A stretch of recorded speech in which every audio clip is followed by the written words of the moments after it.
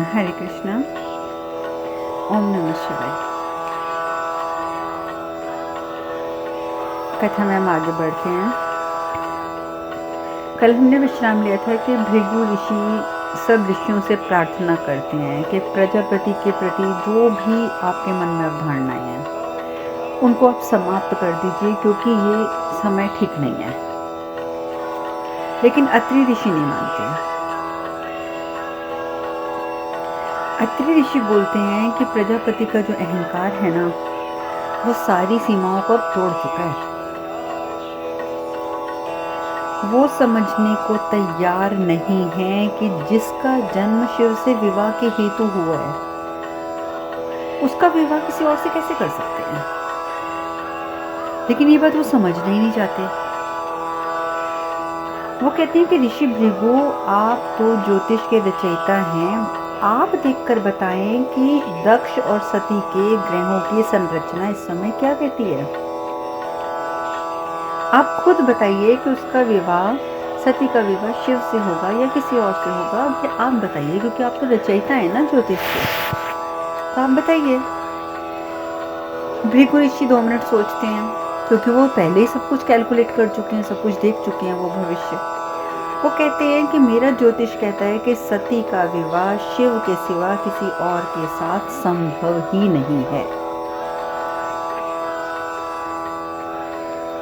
जब वो इस तरीके की बात कहते हैं ऋषि भृगु, तो सब लोग जो हैं, यहाँ तक कि अदिति और ख्याति भी वहीं पे खड़े हुए हैं, वो सब के सब एकदम हैरान हो जाते हैं। हैरान होकर सुनते हैं कि ये क्या कह रहे हैं कि सती का विवाह शिव के साथ ही होगा। तो जब अत्रि कहते हैं, ऋषि अत्रि कहते हैं कि जब आपने भविष्य देख लिया है कि सती का विवाह सिर्फ शिव के साथ ही होगा, उसी के साथ संभव है, तो मुझे समझ नहीं आ रहा कि स्वामी भक्ति इतनी अंधी क्यों है भृगु आपकी। ऋषि भृगु, स्वामी भक्ति इतनी अंधी नहीं होनी चाहिए। और एक बात मैं आपको बता देता हूँ कि अगर आप प्रजापति का हित चाहते हैं, अगर आप इतनी भक्ति करते हैं स्वामी भक्ति, और आप उनका हित चाहते हैं, तो उनके अहंकार पे अंकुश लगाइए, रोक लगाइए। क्योंकि अगर आप लोगों ने अभी भी उनके अहंकार पे अंकुश ना लगाया, तो वो दिन दूर नहीं है, बिल्कुल दूर नहीं है, जब प्रजापति स्वयं अपना पतन और विनाश कर लेंगे। स्वयं, कोई और नहीं आएगा उनका पतन या विनाश करने के लिए, वो स्वयं अपना पतन और विनाश करेंगे। आप जानते हैं कि होनी को टालना जो है वो आसान नहीं है। आसान क्या, संभव ही नहीं है। जो होनी होती है ना, वो तो होके रहती है। अगर होनी को टालना संभव होता, किसी कारणवश संभव होता, तो प्रजापति कब के कर चुके होते, कब के कर चुके होते। लेकिन ये साधारण बात नहीं है। सती का जन्म ही अर्धांगिनी बनने हेतु हुआ है, शिव की अर्धांगिनी बनने हेतु, ताकि सृष्टि का उद्धार हो सके। और अब उद्देश्य पूर्ति का समय आ चुका है। प्रजापति को ये बातें समझनी होंगी, उन्हें ये बातें समझनी पड़ेंगी।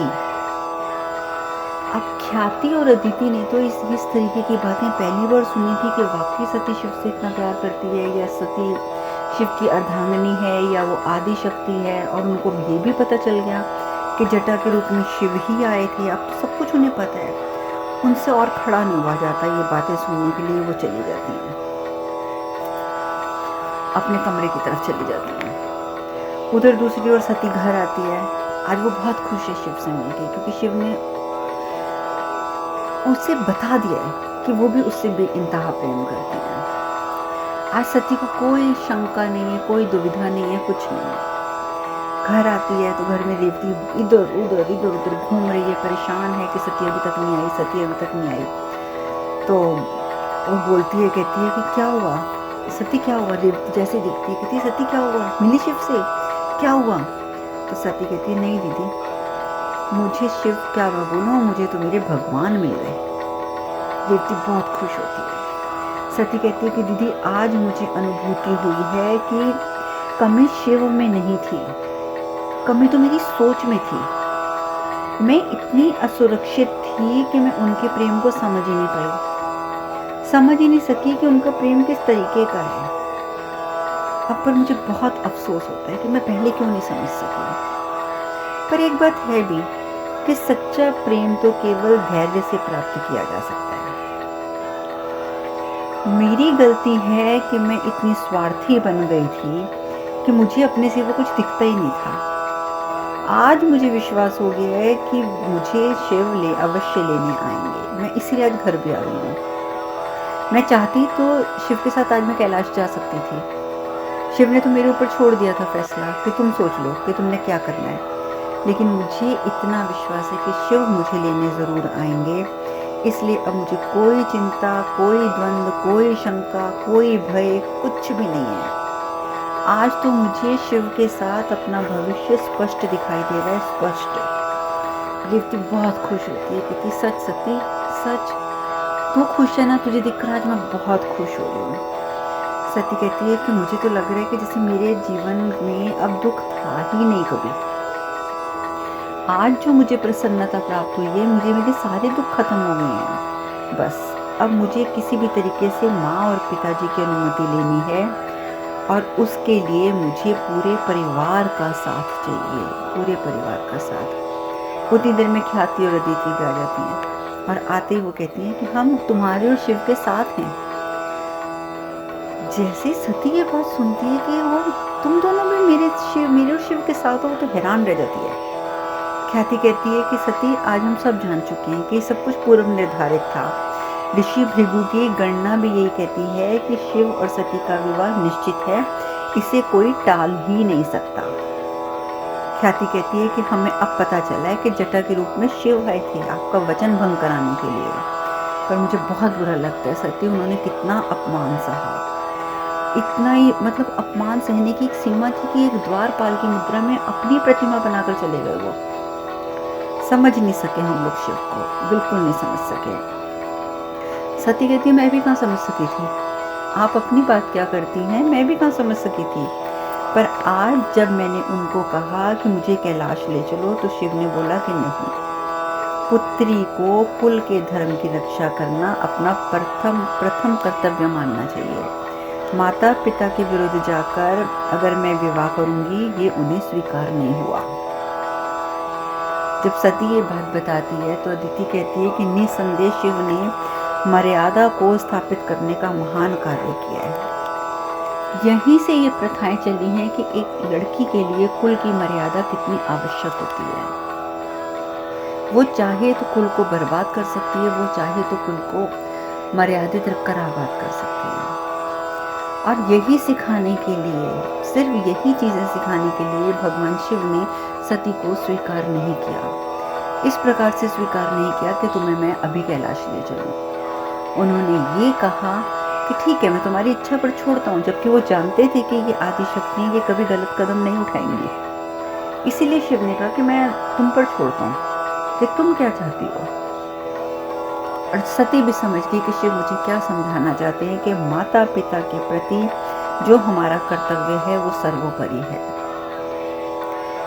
कुल की मर्यादा तभी है जब एक लड़की माता पिता की इच्छा से विवाह करे। ये सब बातें भगवान शिव ने इन घटनाओं के द्वारा हमें समझाई हैं। ख्याति कहती है कि चलो फिर हम अभी चलते हैं पिताजी के पास और पिताजी से चल के इस बारे में बात करते हैं। सती कहती है नहीं दीदी, अभी ऐसा समय नहीं है, क्योंकि मुझे पहले माँ से बात करनी है, पहले माँ को सत्य से अवगत कराना है।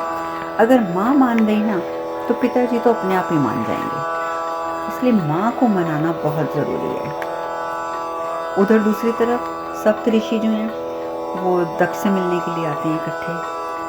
आते ही अत्रि ऋषि होते हैं, वो कहते हैं कि भाई दक्ष प्रजापति, हमें आपको ये सूचना देते हुए बहुत हर्ष हो रहा है कि जटा के रूप में भगवान शिव आपके निवास स्थान तक पधारे थे। इसलिए अब आपसे आग्रह है कि आप अब इस जिद को त्याग दें और सती का विवाह शिव से कर दें। दक्ष तो शक्ल देखने लग जाते हैं अत्रि ऋषि की। तो उतनी देर में ही कश्यप ऋषि बोलते हैं कि ऋषि अत्रि जो कह रहे हैं ना वो बिल्कुल सत्य है। तो दक्ष कहता है कदापि नहीं, बिल्कुल नहीं, आप सब मेरी अवहेलना कर रहे हैं। शिव ने मेरे निवास स्थान पर आकर शिल्पकार के रूप में प्रवेश करके मर्यादा के विरुद्ध कार्य किया है और आप लोग उसका समर्थन कर रहे हैं। इस मूर्खता को आप उसका दुस्साहस समझ रहे हैं। सती का विवाह शिव से कभी नहीं होगा। इतनी तेज वो बोलते हैं कि सती, अदिति, ख्याति वो सब भी आ जाते हैं। वो आ जाती हैं तो वो सती को एकदम आवाज़ लगा के बोलते हैं, सती तुम्हें शिव के बिना रहना होगा। तुम्हारे भाग्य की कसौटी अब ये स्वयंवर है। तुम्हें अपना वर चुनना है। तुम्हारे समक्ष अब और कोई विकल्प नहीं है। तो सती इन लोगों की बातों में आने की आवश्यकता नहीं है। तुम्हारा स्वयंवर निश्चित है, वो सुबह होगा और तुम्हें अपना वर चुनना होगा। ख्याति कहती है, पर पिताजी ये तो अन्याय है, ये तो अन्याय है पिताजी। दक्ष कहते हैं कि न्याय अन्याय की शिक्षा अपने पिता को मत दो ख्याति, मैं तुम्हारा पिता हूँ, मुझे ये शिक्षाएं मत दो। मैं जानता हूँ कि क्या न्याय है और क्या अन्याय है। उतनी देर में प्रसूति आ जाती है। जैसे ही प्रसूति आती है तो दक्ष प्रसूति को देखते ही बोलता है, देखो प्रसूति, मेरे अपने हितैषी आज मेरा विरोध कर रहे हैं। ये जितने ऋषि खड़े हुए हैं जो मेरे अपने हैं, ये सब मेरा विरोध कर रहे हैं और तो और हमारी पुत्रियां मेरा विरोध कर रही हैं। समझाइए अपनी पुत्रियों को और समझाइए अपने जमाताओं को कि सती का विवाह शिव के साथ संभव नहीं है, नहीं है, नहीं है। प्रसूति कहती है, यदि संभव नहीं है स्वामी तो संभव करना होगा। हे भगवान, इस तरीके का वाक्य जब प्रसूति के मुख से निकलता है तो सब प्रसन्न हो जाते हैं। क्या बहनें, क्या जमाता है, क्या ऋषिवर, सभी प्रसन्न हो जाते हैं। प्रसूति कहती है कि यदि संभव नहीं है स्वामी तो संभव करना होगा। दक्ष का तो चेहरा ही उतर जाता है। दक्ष हैरान कि ये क्या हो गया प्रसूति को। वो कहती है क्योंकि सती जो है वो शिव की अर्धांगिनी है और वो शिव की अर्धांगिनी ही बनेगी और इस बात का ज्ञान मुझे आज हो चुका है स्वामी। और मैं आपको ये भी कहती हूँ कि शिव से अच्छा वर सती को कभी प्राप्त नहीं हो सकता स्वामी, कभी नहीं। अब इस सत्य को स्वीकार करने के सिवा आपके पास और कोई विकल्प नहीं है। आप सबको कहते हैं ना कि कोई विकल्प नहीं, कोई विकल्प नहीं। आज मैं स्वयं मनु की पुत्री प्रसूति आपको कहती है कि शिव को जमाता स्वीकार करने के अलावा आपके समक्ष अब कोई और विकल्प नहीं है स्वामी। दक्ष कहता है, स्वयं मनु की पुत्री, स्वयं मनु की पुत्री तो कभी अपने दायित्व से नहीं भटकी, अपने दायित्व को कभी नहीं भूली। तो आज उसे क्या हुआ, क्या हुआ आज आपको? आज वो अपने कर्तव्य से कैसे भूल गई, अपने कर्तव्यों को कैसे भूल गई है वो? प्रसूति कहती है, मेरा कर्तव्य क्या है इसका ज्ञान तो मुझे आज ही हुआ है स्वामी, उससे पहले तो मुझे ज्ञान ही नहीं था। मैं तो सिर्फ आपकी बातों में हाँ मिलाती रही। अपने कर्तव्यों का ज्ञान तो मुझे आज हुआ है। आज तक तो मैं उल्टा अपने दायित्वों से चूकती रही हूँ, किंतु अब और नहीं, अब और नहीं स्वामी, बिल्कुल नहीं। पुत्री के सुखी वैवाहिक जीवन की कामना तो हर माता पिता करते हैं, हर माता पिता। तो क्या आप नहीं चाहते कि आपकी पुत्री सुखी हो? स्वामी, सती शिव के बिना अधूरी है। शिव की पूर्ति उसके जीवन में कोई और नहीं कर सकता, ये बात आपको स्वीकार करनी होगी।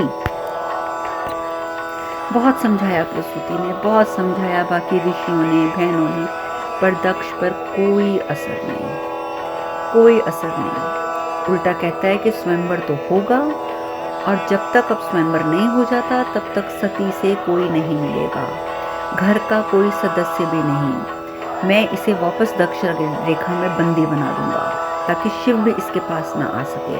और अगर सती को लगता है कि स्वयंवर में शिव जो है वो भेष बदल के आ जाएगा, ये किसी और रूप में आ जाएगा, तो कदापि नहीं, मैं ऐसा होने ही नहीं दूंगा, ये संभव ही नहीं है। और सती को वो ले जाते हैं, सती को लेके जाते हैं और सती को लेके क्या जाते हैं कि वो, मैंने शायद आपको कल बताया या नहीं बताया कि पहले ही अब दक्ष को जो चिंता तो है ही है ना, तो इसलिए वो सत्यकाम दर्पण का निर्माण करने के लिए कह देता है भृगु ऋषि को। सती जो है वो सती को लेके जब जाते हैं दक्ष, अब सती रो रही है लेकिन वो कुछ कहती नहीं है। मन ही मन में वो प्रसन्न भी है, उसकी आंखों से आंसू हैं लेकिन वो आंसू खुशी के आज। आज गम या दुख के आंसू नहीं हैं, आज खुशी के आंसू हैं। और वो वहाँ ले जाकर सती को कमरे में ले जाकर फिर दक्ष कहता है कि मैं तुझे आखिरी बार कहता हूँ कि मैं तुझे यहाँ बंदी बना के रखने जा रहा हूँ ताकि शिव तुझ तक ना पहुँचे। तो सती कहती है कि कोई बात नहीं, मुझे कोई आपत्ति नहीं है पिताजी, लेकिन एक बात बोलूँ, इन सब की कोई आवश्यकता भी नहीं है। तो दक्ष कहता है कि मतलब? वो कहती है कि दक्ष रेखा से बड़ा तो वचन होता है पिताजी, वचन, वचन का बंधन। और उसी वचन के बंधन में बंधकर मैं तो सतवीश से भी विवाह करने को तैयार हो गई थी। तो ये लो पिताजी, आज मैं आपको एक और वचन देती हूँ, मैं शिव के साथ इस भवन को छोड़कर तब तक नहीं जाऊंगी जब तक आप मुझे अनुमति नहीं देंगे। और निश्चिंत रहिए शिव भी आपकी मर्यादा का हनन करने के लिए मुझे यहाँ से जबरदस्ती नहीं लेकर जाएंगे। दक्ष कहता है कि मेरी शत्रु शिव पर तुझे इतना अधिक विश्वास है कि तुझे लगता है कि शिव मर्यादा का हनन नहीं करेंगे। प्रसूति आ जाती है। प्रसूति आके बोलती, स्वामी और कितना अत्याचार करेंगे आप मेरी पुत्री पर, कितना अत्याचार करेंगे? कब मुक्ति मिलेगी मेरी इस पुत्री को, कब मुक्ति मिलेगी मेरी सती को? आप तो अब इंतहा कर रहे हैं।